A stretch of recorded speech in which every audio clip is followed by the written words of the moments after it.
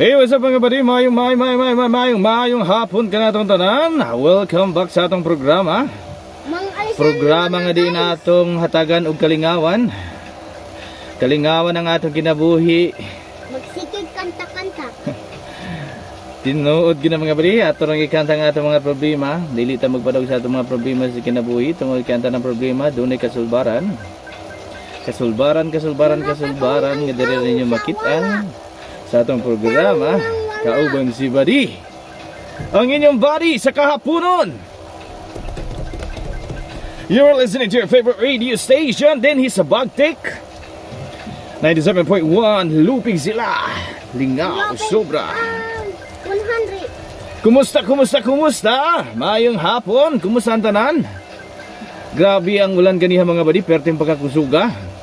Nagkaroon mga buddy na diri sa natakalan diri sa Bagtik. Ang kulang sa inyo ha. Ay sabat-sabat ya. Ayaw saba-saba dihan ako'y nag-drive. Tungod kay kusog kay ang ulan ganiha ni action tawag ka problema. Tungod kay wala pa napuno ang ato nga unit. Pero karon sa Ginoo ni tulak na og karon ni silang na nagpakita na siya ring adlaw. Alas 3:30 sa kahaponon.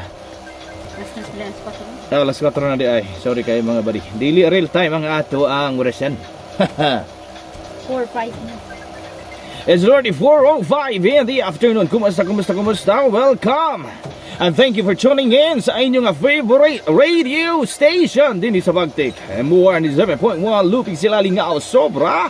Sobrang gaway. Kaupo nato karon diri sa studio si Buddy Jefferson, agiyang inahan nga si Buddy Florit.